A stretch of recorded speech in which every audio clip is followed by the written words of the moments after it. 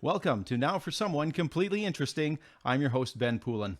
I originally invited my next guest to join me on this podcast about a year ago, and at the time, he said, let me think about it.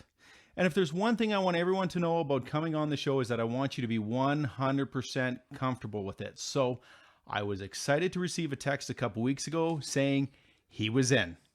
I got to know Aaron about 15 years ago when his wife became my co-host during the last year of my radio days, D-A-Z-E. But we hit it off, sharing similar sense of humor, sports teams, even teaming up as relay runners in the Iron Horse Ultra 100. Yep. But family, careers, you guys moved out of town. It made visits less frequent. However, I'm grateful that Aaron has made the time for this special visit. Longtime friend, diehard Oilers fan, dedicated family man. I'm pleased to welcome someone completely interesting, Aaron Peterson. Welcome to the show. Thanks, Ben. Man, that was awesome. I'd never had an intro like that before. That's great. When you come on a show that's about someone interesting and you're the guest of honor, we have to have something that accommodates. I hope I do the justice to all my guests, but I definitely appreciate you reaching back out to me and coming on the show. I know we talked a little bit about maybe doing this a year ago, and just wasn't there. And like I said, you have to be comfortable with this. And so it's great to have this special visit. And I'm excited for people to learn a little bit more about you. So, I mean, we met, like I said, about 15 years ago, but you already had lived quite a life leading up to that. So maybe let's go back a little bit and talk about the younger days before I knew Aaron as a grown up there. Where did you grow up? Okay, so I grew up in a little town called Millet. I'm not sure if you know where that is. I've heard of it. It's down kind of in between Wetaskiwin and Leduc. So we grew up on an acreage. We had a big garden, and it was really neat. I learned how to play, and it was cool. It was neat to be in a place. I often think about it, and I've driven by a couple of times since, and it's really eerily how similar it is to what it was back then. Yeah. It's funny you bring that up, because I spent a lot of my early years on an acreage just outside of Elk Point, and so it's very close by. And every once in a while, I drive by, and the siding on the house is different now, and some trees are different in the yard. But there's a lot there that it kind of hits you like I'm there back when I'm 8 and 10 years old, kind of thing. So. You had mentioned too, when we were talking about, what we were going to talk about here on this one, growing up, something you pointed out, I actually didn't know this until you had texted me. You were born with double club foot. That's right. Yeah. How did that affect things for you when you were growing up? Because I would have never guessed that, because we've done running together. Right. You're decently talented as an athlete, like with baseball and everything like that. So, So, well, I'm right now I'm doing a running challenge, and I actually explained it in my video a little bit, and I put some pictures on YouTube. If anybody goes and follows me on Facebook, they can look at that. I haven't put anything up in a while, because I'm recovering from an injury. I think I'm going to go after this podcast. I'm actually going to go for a run. Okay. You're not my first guest to do that. Yeah. But yeah, it's actually a condition that is more common than people think. From what I understand, in the U.S., I think it's 1 in 1,000 kids actually are born with this condition. Right. So mine was it was double club foot, and it's like when your feet, instead of pointing forward, they're turned all the way in, and not pigeon-toed, but more so that they're kind of curled to the inside. So, like my parents were told by the doctors that I would never walk. That's how severe it was. Wow. So I have, like, back in the 70s, I don't know if they do it today or not, but in the 70s, what they did is they took a pin and they drilled it into the kid's heel. So I have scars in my heels. Right. And they would put a cast on each foot. They'd have to change the casts, obviously, and then what they would do is they'd put the child in traction. So for, like, I think it was 8 months, first 8 months of my life, I was in this traction, and so my feet would gradually pull away. But with that, there was still the kind of the effects of the clubfoot still left. So being a runner now, it's like I go through shoes like mad because I only hit my heel and my toe, and the instep is if I'm running properly, yes, Right. I hit the instep, but I'll wear out the heel and the toes of my shoes quite often, and the inside and the back of my shoe, like it's worn away. They must have done something right, because it's amazing. Because like I said, I would have never guessed. You don't have any kind of a limp or anything like that would indicate there's something there, which is yeah. I am fairly fortunate. I can't jump. I never could jump. It took me a long time. Neither to jump can I, and basketball. I have no excuse. Yeah. But yeah, I'm pretty fortunate to have found something like running that I do enjoy. And I'm able to adapt and adjust to the process as well. I think I learned that from you, Ben, to do the shuffle. The shuffle, right? yeah. Well, that's like I said. People say, "Well, you're a runner." No, I'm more of a shuffler. Yeah. I get to where I'm going. It just takes me a lot longer, and it's a little bit faster than a walk. So that's all I can say. Absolutely. Yeah. So that's kind of where that, and I do have issues, like I got back issues and knee issues and whatnot. But if you have to watch yourself and listen to your body, and hey, everybody's got their thing, right? Yeah, that's right. Do you think staying active like that, and because you had taken a break from running and you've recently gotten back into it? Like I said, we ran relay with the Iron Horse Ultra. That was fun. So Absolutely. yeah, like did you find that helps maintain the health level of it as far as the like the pauses you're saying? Or well, no, the running, the activity itself, does it make your condition, or how am I wording this? I don't want to offend in any way, but saying that, don't worry. like, do you think you would regress if you weren't physically active? I guess I have been regressing. Well, but actually, yes. Can club foot come back? Is what I guess I'm curious. Not the club foot. Okay. But what happens as well is I have a very, very tight Achilles tendon. Okay. So that in itself, if I don't keep that stretched out, then I also find that I have some major issues. So when I was running, my tendon was getting softer and softer, and was getting more flexible, and I was able to do more things. When it got cold, it wasn't so stiff. However, now I'm starting kind of from square one again, and everything is, and I'm older, obviously, so that doesn't help either. Right. Let's go back a little bit growing up. Sure. You had mentioned I knew. We've talked a little bit about this, but you had brought it up in your bullet points that you texted to me here. You also grew up as a Seventh-day Adventist. Now, Right. I know when people think of religion, denominations, and stuff like that, it's not a religion that you hear a lot about. Yeah. So, but you guys are no longer part of the That's correct, the church. yeah. Okay. That is Well, correct. tell me a little bit about Seventh-day Adventist, because I'm actually kind of curious, because I don't know a lot about it. Yeah, and a little disclaimer here is I'm not here to put anybody down or anything. I have a lot of friends that are in the church and whatnot, but we made the choice because of the things that we studied, and so it was more of I guess a choice that we were not forced to make, but the information was in front of us, and we're like, okay, well, this is, I guess this is what we need to do. The Jewish Sabbath is huge. Friday sundown to Saturday sundown. There's again, I'm being I'm just touching surface stuff here. Sure. There's food laws, 10 Commandments, things like that. So yeah, that's the basic.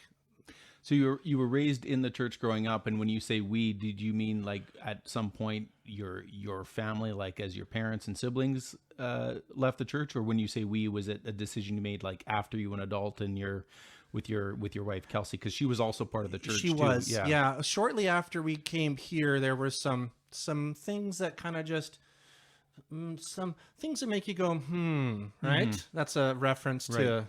I was at a rap song back in the. Are you dating yourself? I think so.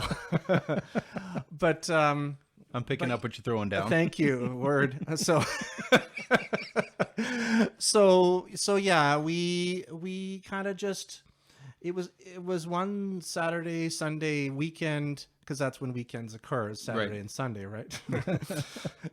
And we did some comparisons, and it was quite obvious that there was something that we needed to change, and so that just got me mostly. Actually, Kelsey was already. There was a lot of questions that she had answered beforehand, but for me, I needed a little more time, and so this got me really thinking about stuff. And we're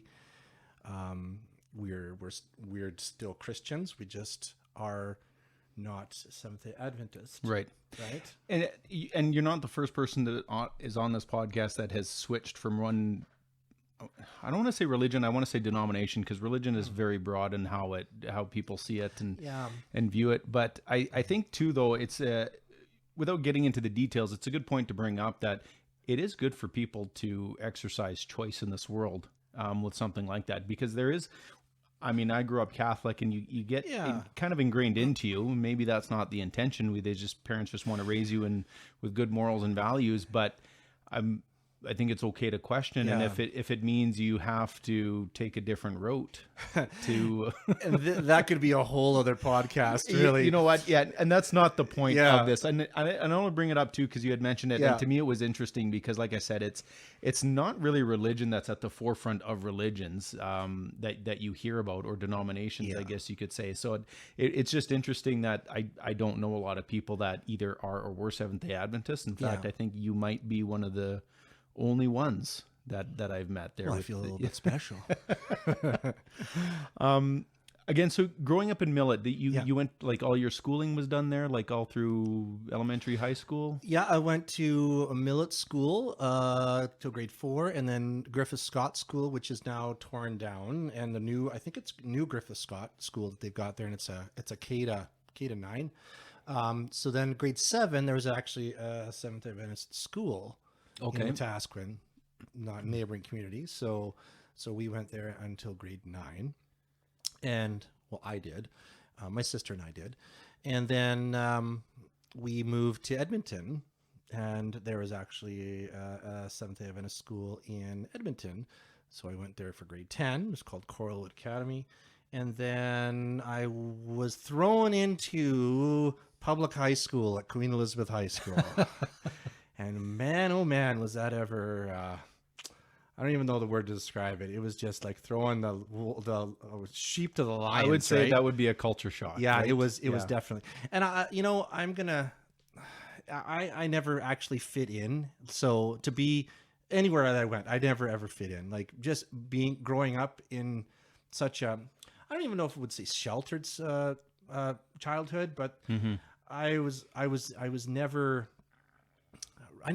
didn't fit into groups. I was socially awkward, and there was a lot. And so you go into a public high school, like a big public high school in Edmonton, and it's like, whoa, you're really not going to fit in there, right? But later on in life, I with a lot of the things that, let's get this straight. I wouldn't be the person that I am today if I didn't have all of these experiences, right? But so being that socially awkward, and all of the things that I was contributed to having adult ADHD, or not even at that time, because I wasn't an adult, but so later on in life, you figure out you always had ADHD, and it's like, that's why, right? So you kind of have to process that, and like, so what do you do, right? Yeah. And so you bring that up before I get a chance to, but it's interesting because now, like, because that's where I was going with this. There's school, there's high school, there's university. You were a teacher for 17 years. That's correct. Yes. Which I can imagine has its interesting stories on its own. But how did you get all that education, all that career? We're in a career as a teacher, and I know nowadays, I mean, especially in the last 10, 15 years when you were teaching, kids are diagnosed ADHD constantly. Yep. How were you overlooked? That's a really good question. And I think what it had to do was just survival. you figure out what you need to do to survive. Right. When I was going to, I was in grade 9, I got an award for the most ingenuitive person. Okay. Right? So what does that tell you? Well, I probably needed to figure out a lot of things on my own. Right. Right. So, yeah, I think I almost had a lot of street smart, I guess, if you want to call it that. Right. Mind you, throw me on the street, I probably would not survive. but yeah, like if something needs to be figured out, then there's a way to do it. Yeah. So if my car needs to be fixed, I'm not going to take it to a mechanic. I'm going to figure it out myself. Most of the time it works out. Okay. But yeah, it's just, I didn't really, like, I just thought that's what normal was. Right. Right. I didn't, like, everyone else was, crazy and whatnot. I was the normal one. And to an extent, what do we call normal? What is normal? Right. Right. So that was just who I was. And because of that, I got picked on a lot.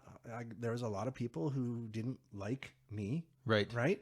And so I'll be honest, self-esteem and I still struggle with the fact that you have worth, you have value, right? Mm-hmm. Sometimes you don't think that. Right. Right. Mm-hmm. But at the same time, though, sorry to interrupt you on that one, but I think a lot of people struggle without that don't have diagnosis. So that's a normal thing to deal with too, in some ways or another. Maybe you dealt with more of it, but yeah. When did you get diagnosed with the ADHD? I want to say somewhere around 2016, 2017. And how did it come about that you finally ended up getting diagnosed? Oh man. There was just a lot of symptoms. There was a lot of things. Procrastination. We were talking about procrastination before. Being forgetful. Those are the two main ones, right? Do you think it was because of your profession as a teacher that those things were assessed all the time and you started putting the pieces together that I'm a lot like this kid in some ways? Maybe I should have myself assessed, or was it something like that, or possibly? Okay. Possibly. I think it was just a lot of just frustration, right? Trying to figure out why I was the way I was, right? Right. And not to say that it's bad, because sometimes we tend to stigmatize and be like, this is a bad thing. Well, right. Well, no, some of the brightest minds here, I'm going to compare myself to one of the brightest minds. Why not? Some of the brightest minds in industry, in music and technology and entrepreneurship. A lot of entrepreneurs are ADHD, right? They have ADHD because they have that drive. Yeah. And I guess there's a couple of different types of ADHD, but I think now changing careers and being in a career where, like, I'm not that I was bored teaching. Don't get me wrong. I loved teaching. That was an amazing career to have. It was time for a change. Right. Right. And like, no matter what I did, there was going to be a cost. Right. So do you do what's best for you as an individual so you can help more people at the time, and not that it hurt anybody, but you know what I'm trying to say here, right? It's what do you do? And I chose to change the career to better myself so that I could help more people in the long run. Right.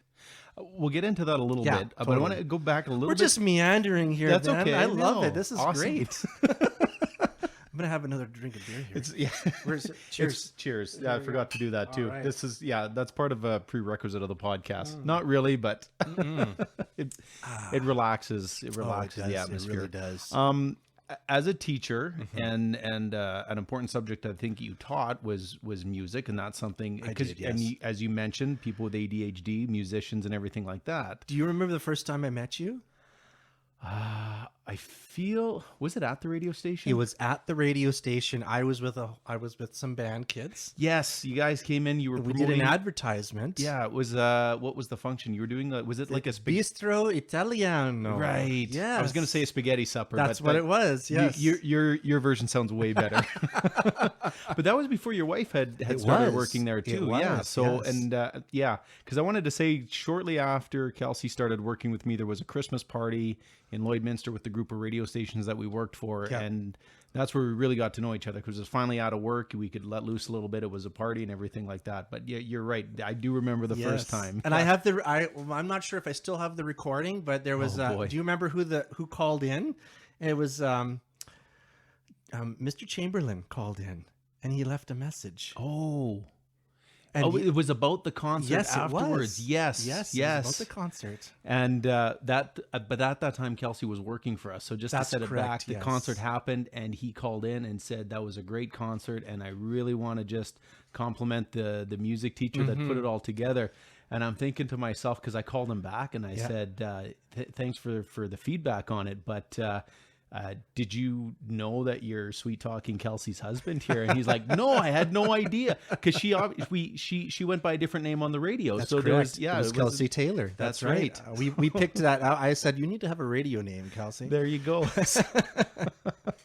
But yeah, no, I definitely remember that. And there was a lot of you yourself, I would say, is not just a music teacher, but a full out honest musician. Very talented in that, singer. You play everything, I think. Yeah. So, I started out playing bass. Yeah. Well, I went to school to actually be a high school choir director. Okay. And then I ended up doing band the whole time. How ironic, hey? So I started out playing bass guitar, and I played acoustic guitar, still do, and then drums. So like a whole and then it continues. Band. I was going to say piano too, but no, your wife is the piano teacher. My wife is the virtuoso when it comes to piano. Go. Yes. Okay. So 17 years as a teacher. Yes. And you can get pretty comfortable in a career. You can. So how hard was it to make that decision that I got to do something else? Or was it at the time where it actually wasn't hard at all? Yes, it was hard. It was hard. Excruciating, actually. But like I said, it was time. And you leave one career and you go into the next, right? Yeah. Again, I wouldn't be the person I am today if I didn't spend that time in education. And I'm so grateful for that time. Met so many awesome people. I taught at 2 different schools.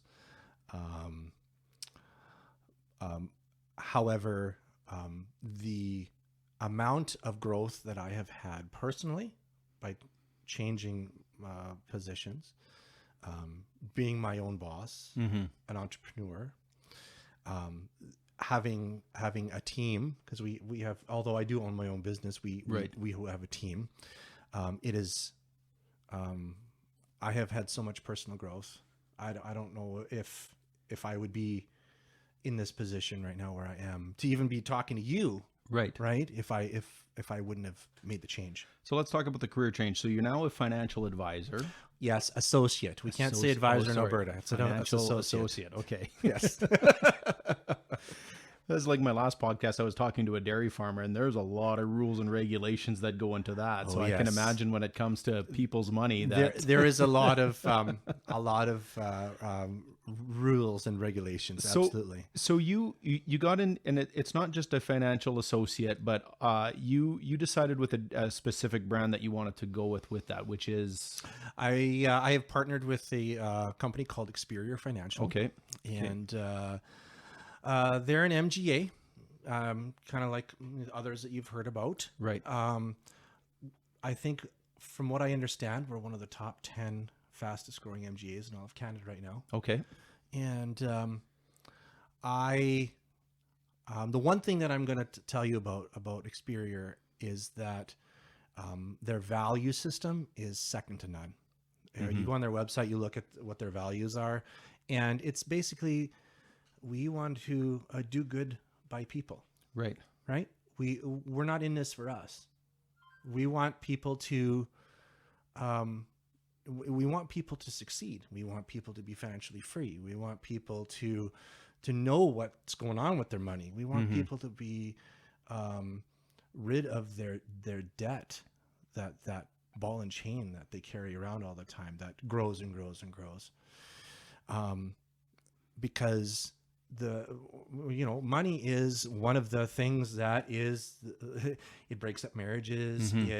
It puts people into depression. It can cause all sorts of things if you don't know what you're doing. And a lot of us growing up, myself especially, had no idea how to manage money, how to have a budget, how to do, you have a credit card with 19.99%, and if you spend it, you do have to pay that back. Right. Eventually, right? With interest. With 19.99% interest. Absolutely. So no, we teach financial literacy, and we do life insurance, critical illness, disability, travel insurance, investing, and the component I love most about this is how to control your debt. Right. You had mentioned at one point it was important with the company that you chose to go with. Did you look at the company first and then decide that's what I want to be a part of, or did you decide I wanted to get into financial planning and then look for it's not financial planning. Financial advising. Well, I guess it's not advising. It's an associate. It's a financial associate. Now I'm confused. And I never was pretty good with the finances. That's why my wife takes care of it for me. But did you decide to go into the financial industry and then look for a brand to associate with? Or was that brand something that popped out at you and said, I'd like to be a part of that, and then you pursued that? Well, it's funny you ask. I was talking to I call her my mentor. Her name is Connie. She is the one who brought me in. And really, you can tell the quality of the company by its people. Right. And the people that I met at the beginning, being introduced, and like my ED Ryan Tongs, and all of these people that I met were just so genuine. You could see that, and they were passionate about what they did. And sometimes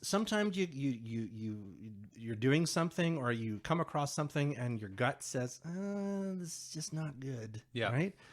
Well, that didn't happen. And so I followed that, and it was the best decision I ever made. Yeah. And I didn't if you go on the Experior website and look up their values, like the values are they'll blow you away.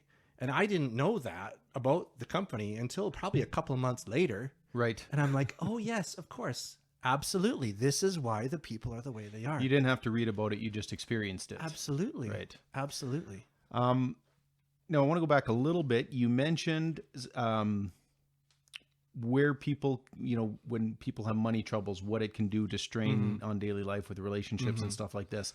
And I'm not saying that's exactly where I'm going, but you, as long as I've known you, it's been you and Kelsey. Yeah. And then you add the boys later that you're growing. Of course we've watched them grow up. You had mentioned too that a few years ago you guys had a separation. Correct, that you had to deal with. So did you want to talk a little bit about that? Well, yeah, I will. It is one of the toughest things. And, talk about being out of your comfort zone. Sometimes you need to come out of your comfort zone. So yeah, in 2018, we were apart, and there was a lot of growth. A lot of people don't know that it happened, because I, as someone who, tried to keep things under wraps. Yeah. I'm not even sure if you you knew, but that's beside the point. I only, and I'll be perfectly honest, I only knew because your wife and my wife talked quite a bit, and it wasn't something she mentioned right away, but Kelsey did confide into my wife at one point in it, and that's how I found out. Yeah. But obviously, we knew it was very personal and private, so we didn't mention it a lot. And I don't want to like make a big deal out of it all, but what I will say is that sometimes you have to hit your rock bottom before you can go up. Mm-hmm. So, I love my wife, and she's an amazing woman, and I was probably not an amazing man at the time.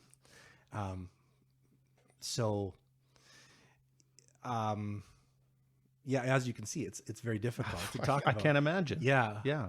However, growth happens in all different sorts of ways. Mm-hmm. And you never, ever, when it comes to marriage, you are never, ever going to stop that growth journey. If you, as a married couple, think that you've made it, you probably haven't, because there's always going to be things that are going to come up.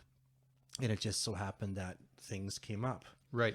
And it was the best and the worst thing that ever happened to me, because it needed to happen, but the pain was very hard. And anybody who's ever gone through a separation or a divorce or whatever, it's almost like a gut punch that once you've gotten over the gut punch, you're like, oh yeah, okay, I need to go forward. Right. And so you have a whole new perspective on things. Mm-hmm. The selfishness that if you ever had any, is, that if that ever happens again, that it may be different circumstances. Mm-hmm. But yeah, it's like I said, it's again, the experience. It's all the experience. All these experiences make me who I am. Right. Again, I can't express that enough about how, like, if I wouldn't have went through that, I probably wouldn't be talking to you. Right. So, I'm very grateful and honored to be, like, we are still together, and we will be forever. Right. Because that's just the way it is. And I'm glad you agreed to share a little bit about that. And I know, like, it's not necessary to get into details, but I think it's important people understand and people hear that there's struggles all the time. And you're not the first person that's talked about marital struggles on this podcast or mental health or anything like that. So the more people bring it up, and the more they're willing to talk about it with me and share a lot of their other stories, I'm really open and welcoming to that. So if anybody's listening and thinking they need to share theirs, or even if they just get a little inspiration for themselves to keep pushing through with what they're dealing with, and know that they can even reach out, not to maybe come and tell your story publicly, but maybe there's someone you hear on this podcast that that you'd be comfortable talking to. So I'm glad you kind of shared that, and hopefully people take that away from it. Absolutely. I think the one thing that I don't have many regrets about things, but the one thing that I would have changed is if I would have been more open and honest, and been, not that I put on a face, but you don't want to bother people with your problems, right? But I think in this day and age, more people are genuinely compassionate, and they want to help you. Excuse me. And I think that's probably one thing I would have said. And if there is anybody going through anything like this, reach out to somebody. Like, just don't keep it all inside. That's the worst thing that you can do. And if somebody doesn't want to hear what you're saying, that's okay. Go to somebody else. Go to somebody until you find somebody who will listen to you. Right? Okay. Let's move on to some later Let's do issues. it. Have another sip here. We'll wrap up shortly here, but you did mention there you're doing a running challenge. Yes. And you're documenting it on YouTube. YouTube and Facebook. And like I said, I haven't documented anything for a little while. That's but okay, but these things are important. Yeah. And like I said, I've had other guests that they post publicly social media with challenges and stuff, and it's worked out very well for them. So if anybody wants to get inspired with where can they find you on YouTube and Facebook? If you just search Aaron Peterson, Okay. you should find me. I mean, you might find my Experior page too, but if you want to join that one too, that's fine. And that's absolutely too. I was gonna say, like, if people want to know more about where you're at with your career right now with Experior, where can they find and information with regards to how the value spoke to you? Maybe they can read more about it. And... Absolutely. If you go to, I believe it's A Peterson at RLA team, or is it team RLA .experior.c. Now you've got me on the spot here, Ben. I can pull out a business card later and post it on our if you on our wouldn't page mind. and tag you in all that too as well. So Absolutely. You know what? I just have a business card happen to have one right here. So it's rlaexperior.com/A Peterson. So it's APETERSEN. okay, that's what I was going to clarify too. Yes. It is Peterson with an E. All right. So you've heard a couple of these podcasts. I have. Okay. So are you aware of the last question that's coming up? Oh, put me on the spot, man. Aaron Peterson, you're here as someone completely interesting. If you had to pick someone you'd like to hear on this podcast, who would you recommend? And I'm not saying they have to come on, but just as a little fun fact. If I had to recommend somebody to come on, goodness me. That is a question I should have been prepped for. I prefer that this means you know a lot of interesting people. Yes. Okay.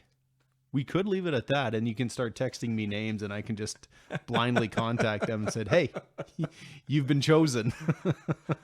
Right. I think you might just have to do that. Okay. So stay tuned, You're everyone. the first one to bail with me on that one. You know what? If I were to pick someone, it would probably be my wife, because Okay. you guys have a lot of history too. So Now, you know what? And she was a name that when I was talking about doing this podcast, my wife picked her out because we worked together. Yeah. And we worked well together as co-hosts. We had a lot of fun. We had a lot of laughs on there. So I think it would be kind of a continuation from 2009. I remember her first newscast. She was I was at 4 a.m. Yeah. Right, because that's when you guys were, you're up and about, and she got ready. The music was playing. You remember the old CHLW music? Yeah. and all of a sudden she's like, "Hi, I'm Kelsey Taylor with CHLW News," and she stopped, and she went, because her computer died, and nothing happened. And I'm like, I'm laying there in bed, and I'm like, oh no, she must be devastated. Technical difficult. But it never fails. Everybody who's ever been in the business, their first experience has been a disaster.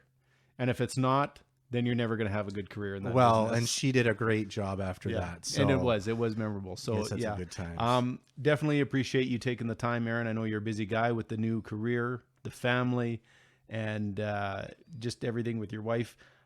So I very much appreciate you taking the time to come on the show. To find us, social media, search Poolin Radio. We're on Facebook, we're on Instagram, and to catch up on all the other episodes, like if you've enjoyed this one, you can find us by searching your favorite podcast provider, by searching Poolin Radio, or Now for Someone Completely Interesting. And once again, he's been just that, my very special guest and good friend, Aaron Peterson. Thanks, Ben. If you're looking in front of you, you can't see. I just got it wrong. If you're looking behind you, you can't see what's in front. There you go. Always a pleasure. Thank you so much. Thanks, Ben.